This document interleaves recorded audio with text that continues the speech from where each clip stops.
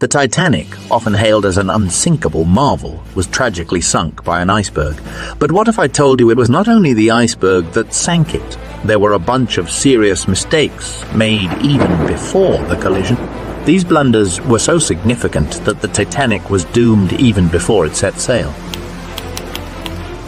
The S. Californian, captained by Stanley Lord, had noticed icebergs and stopped the Californian for the night, sending a warning to nearby ships. However, when the Titanic's wireless operator received the message, he arrogantly responded with, Shut up, I am busy. I'm working Cape Ray."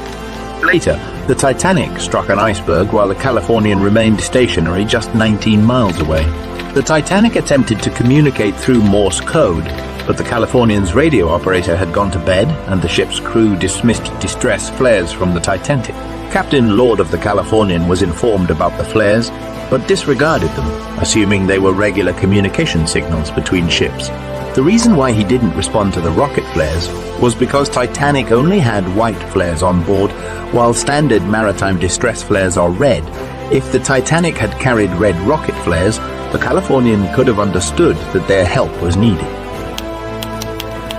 Fate had already dealt a cruel blow to the Titanic before it even encountered the iceberg. Unbeknownst to many on board, a fire had been smouldering in the ship's coal bunkers for 3 weeks before its departure. The fire's intense heat weakened the structural integrity of the ship's hull, particularly in the area where the iceberg would eventually strike. That's why the iceberg didn't have any problems tearing a hole in the side of the ship. If not for the fire, it would have been neat impossible. This hidden vulnerability made the Titanic far more susceptible to the damage caused by the collision. Shockingly, the administration was aware of the fire but chose to keep it secret due to a web of concerns. The thing is that at the time miners all over the country were on strike, so there was no coal to sustain the Titanic, but the tickets had already been sold out since everybody wanted to be there. First to sail on the largest ship known to mankind. That's why the owners of the Titanic bought all the coal they could find, and cancelling the trip seemed out of the question. Amidst the unfolding tragedy, a twist of fate occurred regarding an essential tool for avoiding disaster: binoculars. The binoculars that could have aided the lookouts in spotting the iceberg were not available when they were needed.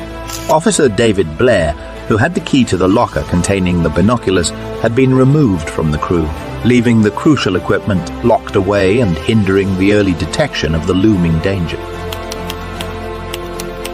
Climate played a significant and ominous role in the Titanic's ill-fated encounter on the night of April 14. Unusual weather patterns influenced by the convergence of the Labrador Current and the Gulf Stream created a deadly combination. The Gulf Stream's warmer waters corralled icebergs that had drifted south from their usual paths, creating a concentrated field of hazards that the Titanic was about to navigate. Nature's celestial mechanics also played a role in this tragic sequence of events. Astronomers discovered an unusual alignment of the Sun, Moon, and Earth that resulted in exceptionally high spring tides. These elevated tides dislodged icebergs that had been previously grounded in the shallower waters of the Labrador Sea, sending them drifting into the path of the Titanic a couple of months later. The Titanic's ambitions and pressures also contributed to its downfall. Captain Edward J. Smith, driven by the desire to outperform the Titanic's sister ship, the Olympic, decided to increase the ship's speed despite the presence of ice warning. This decision was influenced by the desire to make up for lost time and salvage the ship's reputation on its maiden voyage. The investigation into the Titanic's construction revealed yet another contributing factor. Metallurgists discovered that the ship's hull had been held together by low-grade iron rivets, particularly in the bow and stern sections. These rivets were less durable and more susceptible to fracture upon impact, which significantly hastened the ship's sinking after the collision with the iceberg. As the tragedy unfolded, the heart-wrenching truth emerged: there were not enough lifeboats for everyone on board.